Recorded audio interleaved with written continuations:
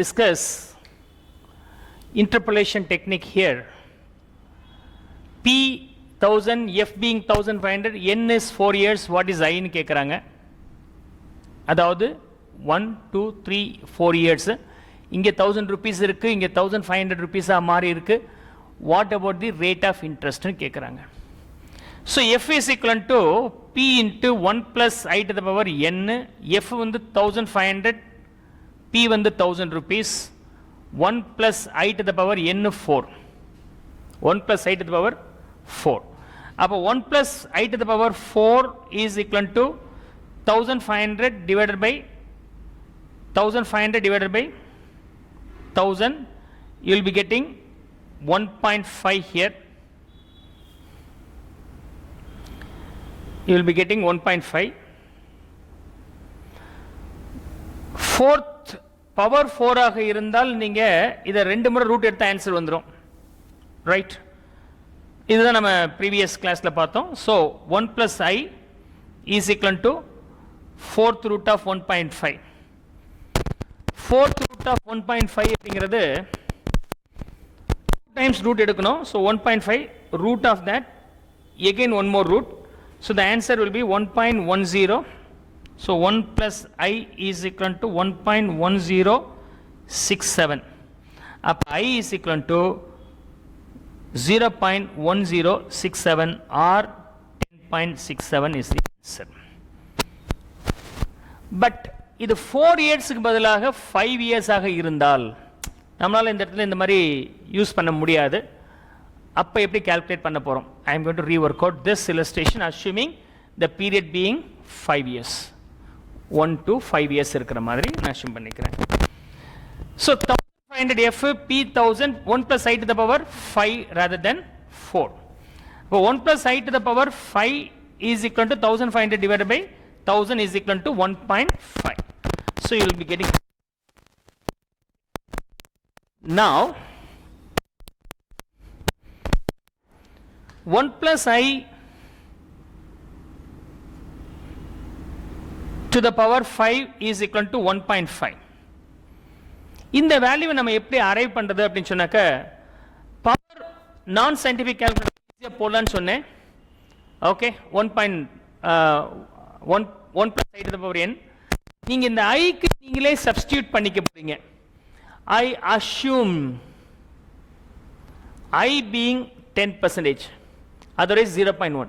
நீங்களே ஏதாவது ஒரு நம்பரை அந்த ஐக்கு அஷ்யூம் பண்ணிக்கணும். யூசுவலாக ரேட் ஆஃப் இன்ட்ரெஸ்ட்னா இட்ஸ் எனிவேர் பிட்வீன் 4 or 5%லேருந்து ஒரு 20% குள்ளார தான் இருக்க போகுது.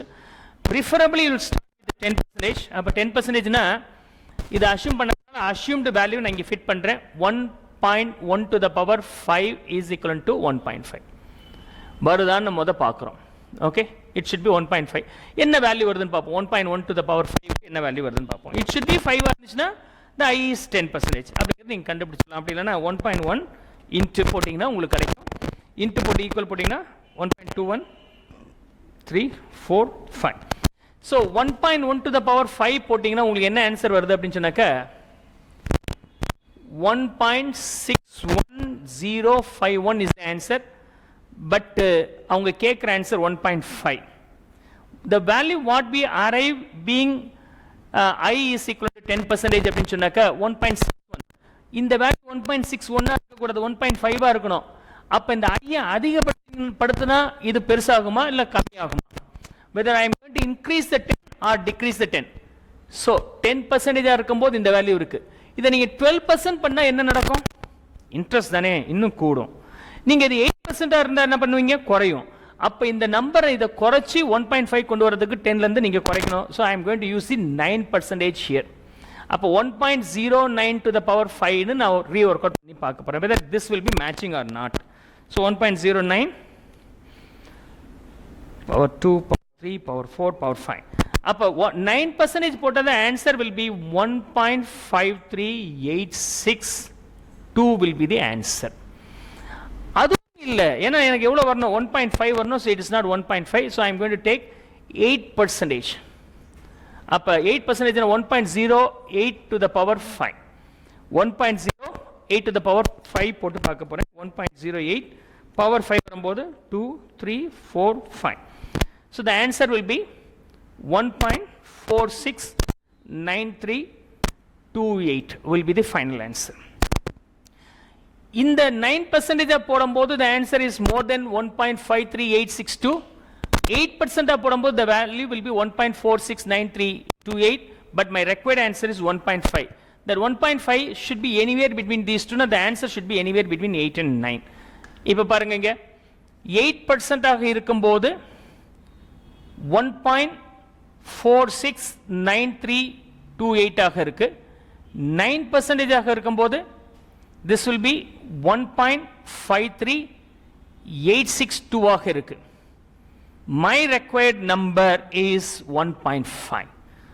அப்படின்னா by increasing 1%, the increase in this value is between these two. இந்த ரெண்டு difference நம்ம பார்க்க போறோம்.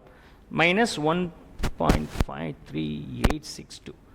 So the difference between these is 0.069291 or 2. 8% ல இருந்து 9% இன்க்ரீஸ் பண்ணும்போது உங்களுடைய வேல்யூ 1.46 ல இருந்து 1.5386 ஆக மாறிடுது. ஆனா இந்த 8% ல இருந்து இங்கே சேஞ்ச் ஆக வேண்டாம். 1.469328 ல இருந்து 1.5 சேஞ்ச் ஆன போதும். எந்த நம்பர் சேஞ்ச் ஆயிருந்தா போதும், இந்த ரெண்டுக்குள்ள டிஃபரன்ஸ் சேஞ்ச் ஆயிருந்தால் போதும்.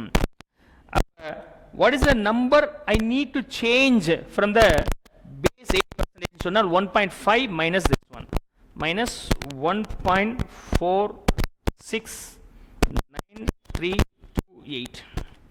The answer will be 0.030672. நீங்க 1% சேஞ்ச் பண்ணீங்கன்னா ஓவரால் வேல்யூ 0.06 வருது. எனக்கு அவ்வளவு சேஞ்ச் பண்ண வேண்டாம். 0.03 பாதிக்கும் கீழே அப்படின்னு இந்த ரெண்டுக்குள்ள டிஃபரன்ஸ் இருக்குல்ல 1%, அதுல பாதிக்கு கீழே, அப்ப 0.5% கீழே, அப்ப 8.5% 8.4% ஆக இருக்கும். டக்குன்னு சொல்லிடலாம். இனியும் அதை எக்ஸாக்டா கால்குலேட் பண்றதுக்கு இந்த மாதிரி ப்ராசஸ் பண்ணலாம். This is the change happens because of 1%, but my required change is 0.030672 only.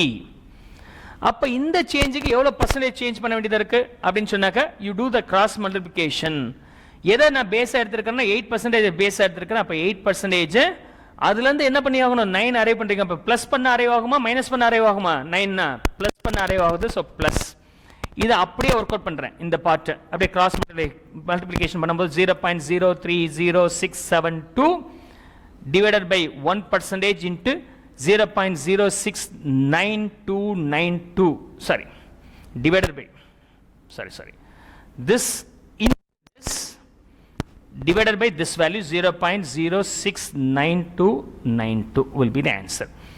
So divided by 0.069292, this will be 0.44. இது வந்து 8. அப்ப 8.44% will be the answer. Okay. இந்த ரெண்டுக்குள்ள டிஃபரன்ஸ் கிளாஸ் இன்டர்வல் இல்லையா, 10 9 8. ஏன் சார் 10 எடுத்துட்டு டேட்டா எடுக்க கூடாதா, 7 எடுக்க கூடாதுன்னு எடுக்கலாம். If the class interval range is higher, the value will be more inaccurate. To get the accurate, the class interval should be minute. இப்போ ஈவன் நீங்க 8.5 எடுத்து பாருங்க, it will be very closer. 8.5 க்கும் 8.4 க்கும் நடுவுல பாத்தீங்கன்னா இன்னும் க்ளோசரா இருக்கும். You can also work out and find out whether this 8.44 is still closer or is there any other choices available more closer to the answer அப்படிங்கறது நீங்க கண்டுபிடிக்கலாம். This is also approximate method using interpolation technique. கவனிங்க, அதாவது 9% ஆக இருக்கும்போது 1.53862 ஆக இருந்துச்சு. 8% நீங்க குறைக்கும் போது the value becomes 1.469328 ஆக குறைஞ்சு போச்சு. அப்படின்னா நீங்க 1% rate of interest குறைச்சதுனால the change in the value will be 0.069292 ஆக குறையுது. Okay, so 0.069292 will be the value. 9% இருக்கும்போது 1.53862, ஆனா எனக்கு எவ்வளவு வேணும், 1.5 வேணும் இல்லையா? அப்படின்னா எவ்வளவு குறைஞ்சிருந்தா போதும், 9% இருந்து 8 கொண்டு வந்தீங்கன்னா எவ்வளவு குறையுது? எனக்கு எவ்வளவு குறைய வேண்டாம், 1.53 இருந்து 1.46 போக வேண்டாம், 1.53 இருந்து 1.5 தான் போகணும். அப்படின்னா எவ்வளவு குறைக்க வேண்டியது இருக்கு? 0.03862 குறைச்சால் போதும். அப்படின்னா 1% சேஞ்சில் எவ்வளவு குறைஞ்சிருக்குன்னா I need to reduce only 0.03862. அப்போ what is the percentage to be reduced? அப்போ இதுல எதை நான் பேஸா எடுத்திருக்கிறேன்? 9% பேஸா எடுத்திருக்கிறேன். குறைக்கணுமா அதிகப்படுத்தணுமா? இங்க வந்து இன்க்ரீஸ் பண்ண வேண்டியதா இருந்துச்சு, அதனால பிளஸ். இங்க வந்து ரெடியூஸ் பண்ண வேண்டியதா இருக்கு, அதனால நீங்க மைனஸ் சைன் போட போறீங்க. Are you going to reduce or இன்க்ரீஸ்ங்கறத மைன்யூட்டா பாருங்க, மிஸ் பண்ணிட வேண்டாம். So minus cross multiplication, so 0.03862 divided by 0.069292 into 1. Okay, so the value will be 0.03862 divided by 0.069292. You will be getting 0.55735 value. It should be deductible from the 9, so minus 9, the value will be 8.44%. You are getting the same answer. Sign, the minus sign, plus sign, miss பண்ணிடாதீங்க. This is the another technique most useful. Almost for all the advanced FM classes, these interpolation techniques are very, very mandatory. Either this way or that way you have to work out, right?